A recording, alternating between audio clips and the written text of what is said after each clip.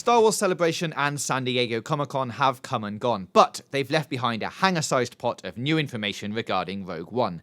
The behind-the-scenes reel and second trailer were overflowing with new facts, but there's also loads of new things to talk about from the various panels as well. So here are all the new details about Star Wars Rogue One you need to know. The new planet is called Scarif. Yep, Rogue One is continuing the trend of adding new planets to the Star Wars universe and has confirmed that the planet where the Death Star is being constructed is called Scarif. The scenes were shot on location in the Maldives, and the stormtroopers were even played by the Maldivian army.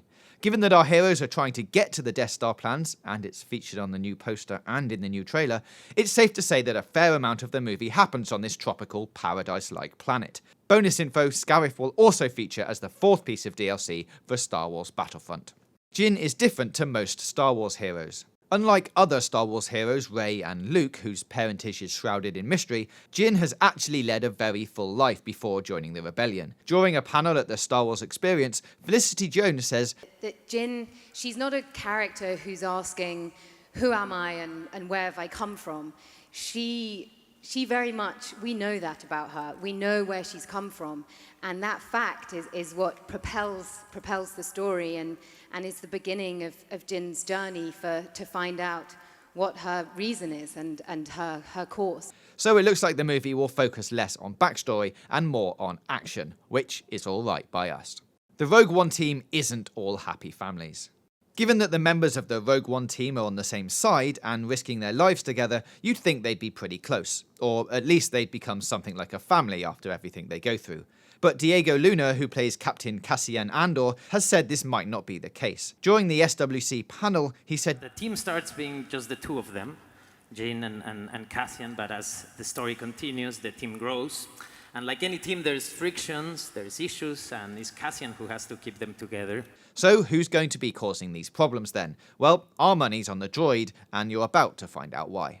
Droid K2SO is not quite all there. We now know Alan Tudyk's droid is in fact an Imperial droid reprogrammed by the Rebellion.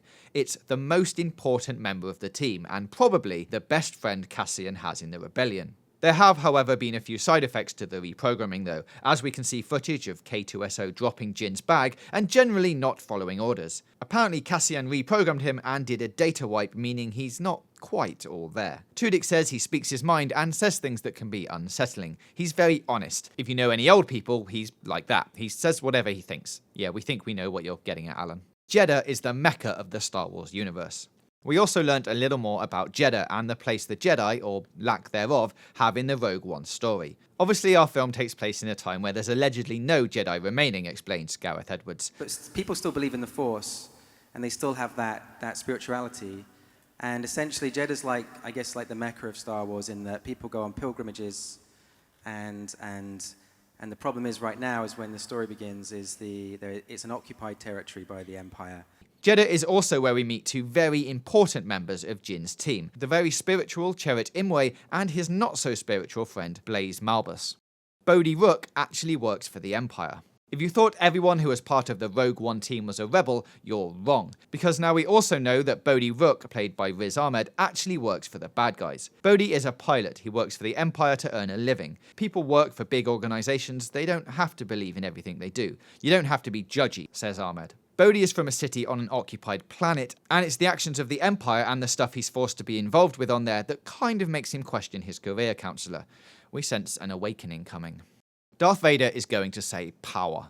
Yes, it's only one word, but it's a start. One of the best moments of the new trailer is obviously Darth Vader's cameo, but that was only shown to the people at Comic-Con, so we can't show it to you now. However, one of the best moments of the Rogue One panel was listening to Gareth Edwards talk about James Earl Jones' voiceover. Edwards says, "I don't want to give anything away, but there was this one line where he says, power." And we just both looked at each other and had this nerdgasm. Now, we've no idea how many times this line is in Rogue One, but if Edwards' cracking impression was anything to go by, it's going to give you chills. Finally, there is one more thing we learned at the Rogue One panel, but it's a huge spoiler, so you may not want to know it. If you do though, it's coming up next, so this is your warning. Why not look at these Ewoks while you decide? Okay, here it comes. It involves a death. Still want to know? Okay, fine.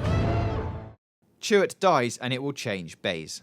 Well, we did warn you. like a lot of times. Something might have been lost in translation. English isn't Wen's first language after all. But when Donnie Yen and Jan Wen were talking about their characters Chirrut and Baze, Wen accidentally dropped a major plot point. We already knew that Chirrut, although not a Jedi, is very spiritual, and that his character Baze isn't at all, preferring his big guns.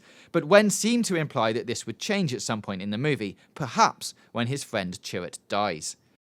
So that's all the info we've got for you out of the Star Wars Celebrations panels and San Diego Comic-Con. If you know of anything we've missed, let us know in the comments below, and don't forget to subscribe for more entertainment news, reviews, previews and features right here on Games Radar Plus. May the Force be with us.